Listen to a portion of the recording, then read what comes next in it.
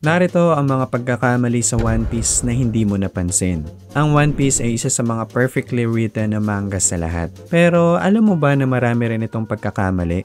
Well, since marami sa inyo dyan ang mga perfectionist at mahilig maghanap ng mali sa iba, pag-usapan natin ngayon ang mga mistakes at plot holes sa One Piece simula kay Shanks.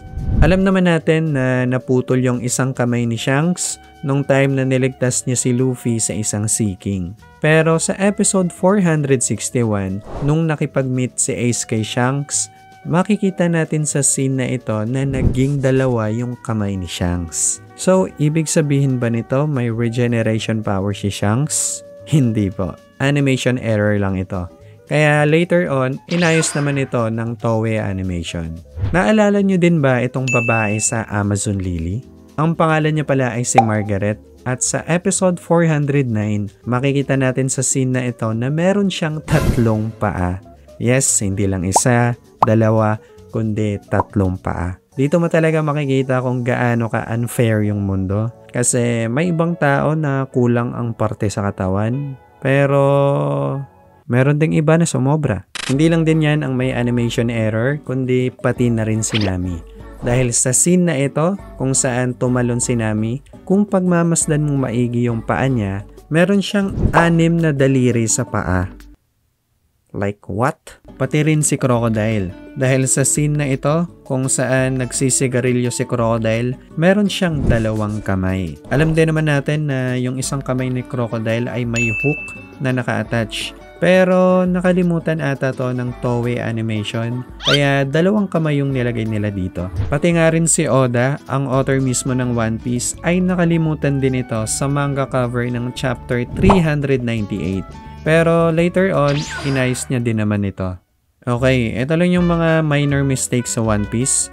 At kung papanoorin mo yung video hanggang dulo, malalaman mo kung bakit nga ba nagbago yung skin color ni Nico Robin after time skip. Alright, pag-usapan naman natin si Zoro. Alam mo ba na marunong siyang magkagibunshi no jutsu?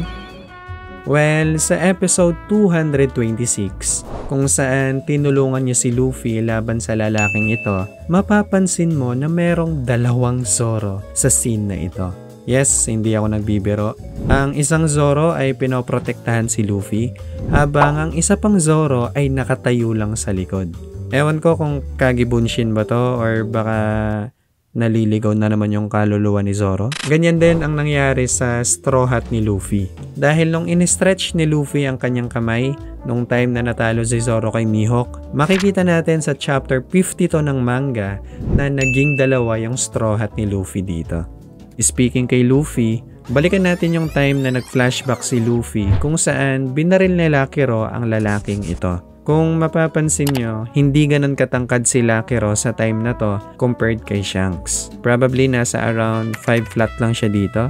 Pero fast forward sa Marineford, uy, anyari? Yes, ang kanyang height ay umabot na ng 7'11", kung saan mas matangkad na siya sa kanyang captain na si Shanks. Di ko rin alam kung anong rason kung bakit tumangkad siya ng ganito.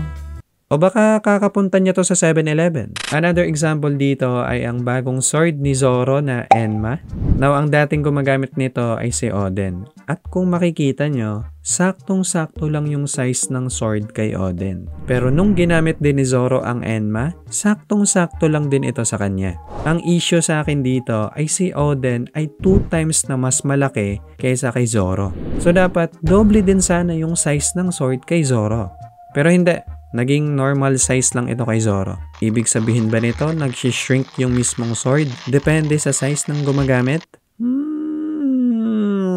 Hindi ko rin alam. Isa sa hindi ko rin maintindihan ay tungkol sa sinabi ni Sanji nung nalunod si Luffy sa dagat ng East Blue. Sinabi ni Sanji na hindi niya raw alam na hindi pala makakalangoy sa dagat ang mga Devil Fruit users.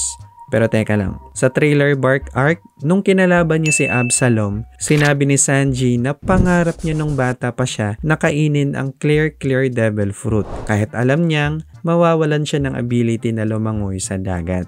So, paano niya nasabing hindi niya alam na hindi makakalangoy si Luffy? Suspicious. Speaking sa paglangoy, napansin nyo din ba itong scene sa episode 989 kung saan nagtago si Kinemon sa ilalim ng dagat? Ang problema naman dito ay si Kinemon ay isang devil fruit user. So dapat malulunod sana siya sa scene na ito. To be fair, hindi naman to kasalanan ni Oda dahil hindi niya talaga to sinama sa manga, kundi dinagdag lang ito ng Toei animation. Pero may konting pagkakamali rin si Oda sa chapter 698 ng manga dahil nailagay ni Oda ang X mark ni Luffy sa dibdib ni Zoro instead na yung isang sugat lang ni Zoro na galing kay Mihawk. Pero inayos rin naman ito ni Oda sa publication ng volume 70. At sa chapter 598, nagkamali rin si Oda na i-drawing yung sugat ni Zoro sa kabilang mata. Pero of course, inayos rin naman ito sa chapter 599. Hindi lang yan. Dahil sa manga cover ng chapter 699, nakalimutan ng i-drawing ni Oda ang sugat sa mata ni Zoro. Kung sa tingin mo tapos na tayo kay Zoro, dyan ka nagkakamali. Tingnan mo ng mabuti ang scene na to. Ano yung napapansin mong problema? Well, may hawak ng 2 espada si Zoro. Pero may 3 espada pa siya dito. Kung sa tingin mo hindi to animation error at lagayan lang ito ng sword o tinatawag na scabbard, makikita mo naman na andito pa rin yung mga handle ng swords. So, ibig sabihin, hindi na pala 3 sword style, kundi meron ng 5 sword style si Zoro. Isa sa mga animation error din ng One Piece ay pagdating sa mga spelling nito. For example, sa log post na ito, ang correct spelling dapat dito ay Merville na may letter E sa gitna. Ganyan din ang nangyari sa episode 52 tungkol sa marine na to. Kung mapapansin nyo ng mabuti, ang spelling sa kanyang sombrero ay M-A-R-N-E instead sa correct spelling na may letter I. Ang pangalan pala sa lalaking ito ay si Mashikaku na nagtratrabaho kila Smoker at Tashigi. Pero nang mapansin ng mga One Piece fans ang typo sa kanyang sombrero, binansagan nila siyang si Marn. Hi Marn! Another wrong spelling din ay sa isang episode na to kung saan ang suot ni Law na dapat tribute para kay Corazon ay naging tribute kay Saiyozon.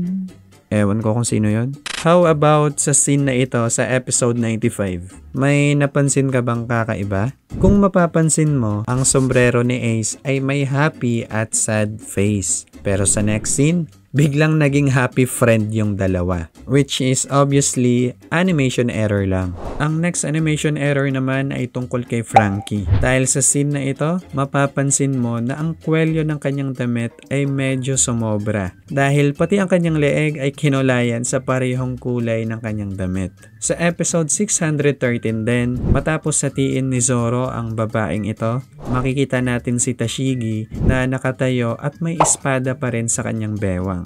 Pero ang nakakapagtaka, just a few moments ago, natapon ang kanyang espada. So dapat wala sana siyang dalang espada dito. Pero mukhang nakalimutan na naman ata to ng Toei Animation. Okay, dito tayo sa mga mas malubhang mistakes sa One Piece. Alam mo ba na ganito yung mukha ni Marco the Phoenix dati? Yes, sa kanyang first appearance sa episode 151, di mo talaga iisipin na siya yung first division commander ni Whitebeard dahil mukha siyang emo na di kumakain dito. Pero buti na lang, nung mas inintroduce si Marco sa anime, binago nila ang kanyang itsura para tumugma ito sa appearance niya sa manga. Speaking of appearance, mas malupit pa ang unang appearance ni Kaido. Sa episode 570, habang nagbibigay ng information si Jinbei tungkol sa geopolitics sa mundo ng One Piece, makikita natin ang unang itsura ni Kaido dito na napakalayo sa itsura na alam natin ngayon. Imagine, ganito yung itsura ng tumalo kay Luffy ng ilang beses. Alright, finally, ito na ang pinakahinihintay ng lahat. Alam mo ba kung bakit nagbago yung skin color ni Nico Robin after time skip? Well, hindi talaga dark skin si Robin sa manga, kundi light skin talaga siya. Ang nangyari kasi ay hindi pa gumagawa si Oda ng color image kay Robin bago siya lumabas sa anime. So, nag-assume ang Toei Animation na may pagka-dark skin yung kulay niya, which is mali pala. Kaya after time skip, kinorek na ni Oda ang tamang kulay ni Robin. So, yes, hindi po racist si Oda. Asyumera lang talaga yung Toei animation. Kayong mga perfectionist dyan, may napansin pa ba kayong mga mistakes or plot holes sa One Piece? Comment nyo na lang yan sa baba. So, tapos na yung video. And pagod na ako mag-edit. So, isisigaw ko na lang siguro to.